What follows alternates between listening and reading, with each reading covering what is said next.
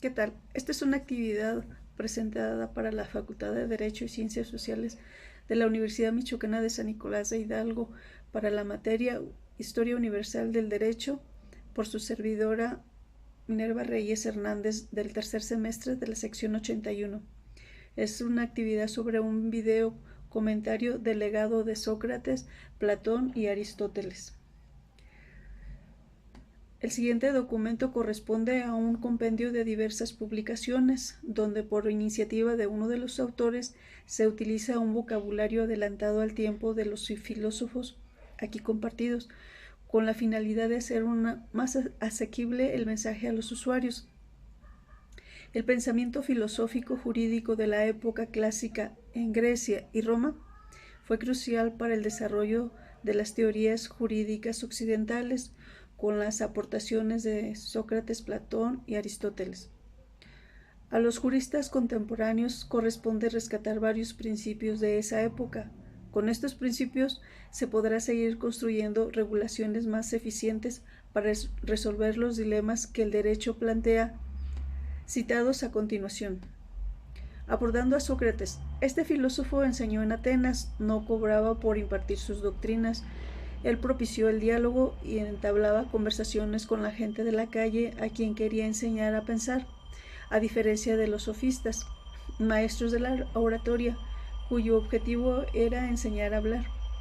Enseñaba en los lugares públicos y se propuso sacar lo mejor de los individuos mediante la mayéutica. Fue condenado a beber la cicuta después de haber sido acusado de corromper a la juventud. Su pensamiento ético-jurídico, a quien distinguió el rechazo a la violencia y a la injusticia a tal punto de preferir sufrir esta que cometerla, reproduce la frase del oráculo de Delfos: «Conócete a ti mismo». A la par considera que existe una tendencia fundamental, la tendencia hacia el bien, y en lugar de identificar al bien con el placer, Sócrates identifica al bien con la sabiduría, aunque nunca se consideró sabio, y de ahí su famosa frase: «Solo sé que nada sé». Su pensamiento ético fue fundamentalmente moralista, determinando que la moral consiste en el conocimiento del bien. Aceptó la existencia de normas de conducta de validez absoluta, que todos pueden conocer si se interrogan a sí mismos o contrastan sus juicios con los ajenos, con buena voluntad. Opinó que la ciudad y sus leyes son necesarias y responden a la naturaleza humana. Postuló la obediencia de las leyes como un deber fundamental del hombre, aun en el caso de que la ley sea contraria a los intereses personales. Sócrates, cuando quienes sancionan las leyes y erran al bien, entonces también ignoran el derecho y lo legal. Finalmente, las obras de Sócrates son conocidas a través de sus discípulos, ya que Sócrates nunca escribió. Conociendo a Platón y su concepto del derecho, es la idea como el origen de todo, es la idea de justicia como principio fundamental y esencia del derecho, su fin y consecuencia. De otra manera, el derecho creado por el hombre es una forma imperfecta de participación en la idea de justicia. Parte de considerar al Estado como originado en la necesidad de los hombres de asociarse y auxiliarse. Y si en este estado reinara el desorden y las enfermedades, se hacen necesarios los tribunales y los hospitales. Con todo, es mejor que los seres humanos se conduzcan de una forma tal que no tengan que acudir a resolver sus diferencias ante un juez. Fundó en Atenas la Academia, en la cual se dedicó a enseñar a la vez que escribía y publicaba sus diálogos. Creó un nuevo género filosófico en el diálogo, que utilizó para exponer diversos problemas con una combinación de discurso racional y lenguaje poético. Se inclinó hacia el método dialéctico, mediante el cual el alma puede elevarse de las apariencias a las esencias o arquetipos, modelos inmutables de los cuales la realidad sensible no es más que un pálido trasunto. Su filosofía jurídica y política Es el postulado de la vida virtuosa. Según él, la fuente del derecho es la idea como el origen de todo. Es la idea de justicia como principio fundamental y esencia del derecho, su fin y consecuencia. De otra manera, el derecho creado por el hombre es una forma imperfecta. La ley es justa por naturaleza. La justicia para Platón se podrá lograr siempre que cada clase social realice su función propia, sin intentar cumplir sus funciones que no le correspondan, que cada clase cumpla, pues, con la virtud que le es privativa. Los filósofos piensen, los guerreros luchen, los obreros trabajen para los filósofos y los guerreros. Para Platón la justicia es el mayor bien del alma y se requiere que también los jueces reúnan ciertas cualidades, dada la encomendación de gobernar el alma de otro mediante la suya.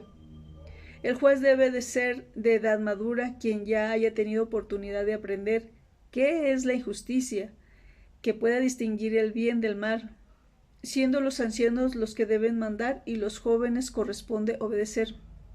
En su opinión, la ley que gobierne debe de ser estable, formando cada día nuevos reglamentos sobre correcciones, imaginándose siempre que así conseguirán la perfección.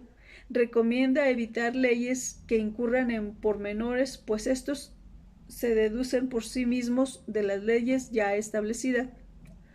De su obra La República, Platón se muestra contrario a la propiedad privada, pues en su opinión, en un Estado bien constituido, todo debe ser común: mujeres, hijos, educación, ejercicios propios de la paz y de la guerra.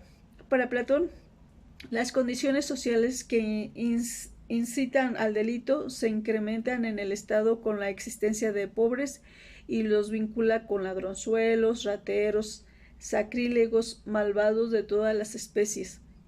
La responsabilidad de esos males recae en el gobierno mismo, en su ignorancia, mala educación y vicio. Para Platón, el abuso del poder lo observa contra el gobierno de los tiranos, a quienes cataloga de tener la triple condición de borrachos, enamorados y locos, deseosos de satisfacer sus caprichos a cualquier precio.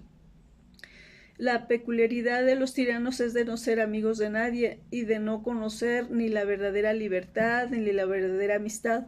Para Platón, el tirano es el perfecto criminal. En su obra El Político, Platón considera que mientras que la tiranía es el arte de gobernar por la violencia, la política es el arte de gobernar voluntariamente a los hombres. La República termina con un llamado a la prevalencia de la justicia. Platón concluye que da más ventaja ser justo que injusto y que la justicia no defrauda las esperanzas de los que la practican. Es infinitivamente muy superior a la injusticia en razón de los bienes que la reputación de hombre virtuoso proporciona.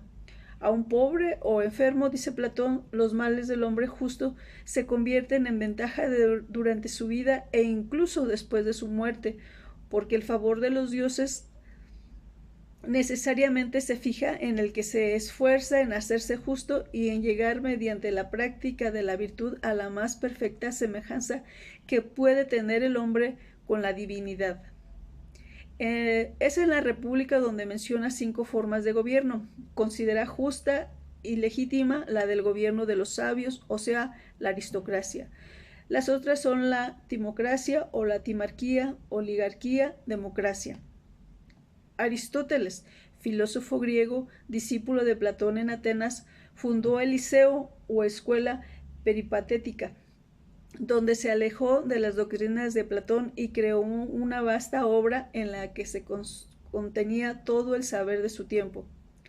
A diferencia de la doctrina de su maestro, interpretó la idea como fuerza actuante, entelequia, y adoptó una postura empírica y naturalista.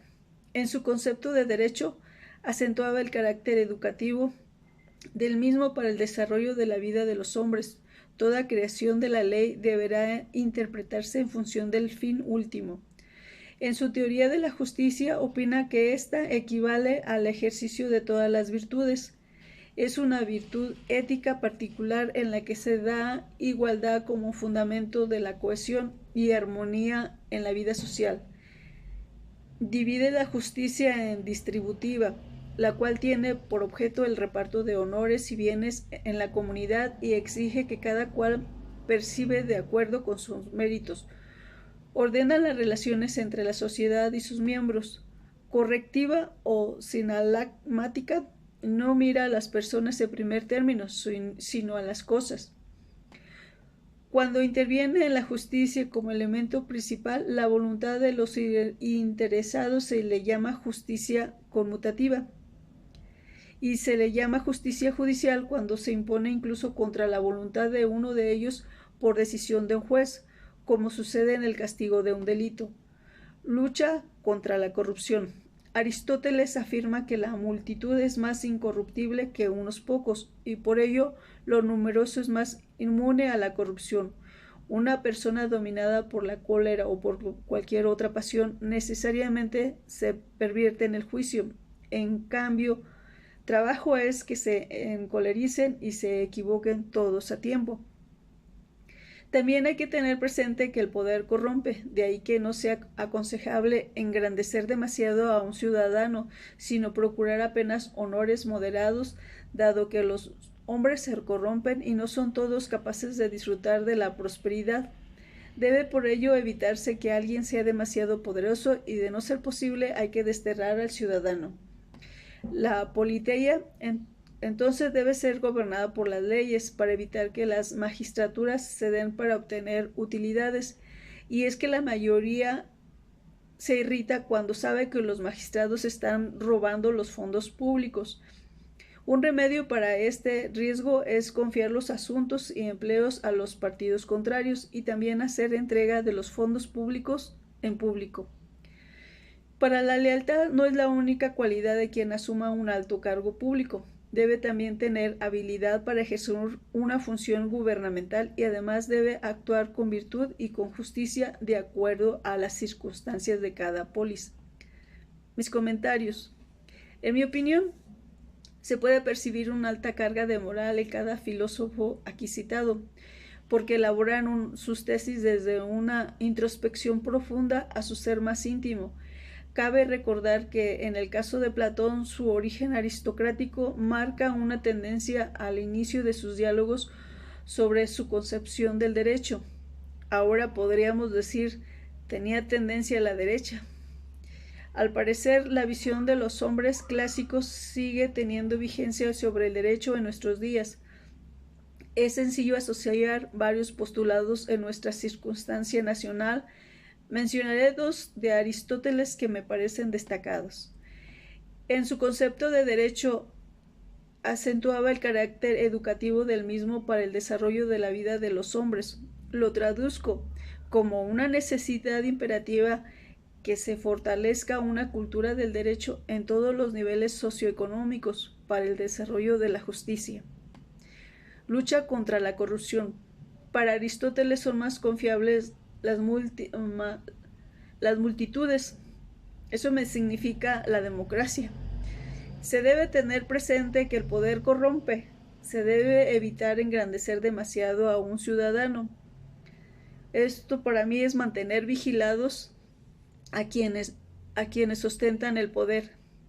Recomienda transparencia en las finanzas y los contrapesos en los cargos públicos.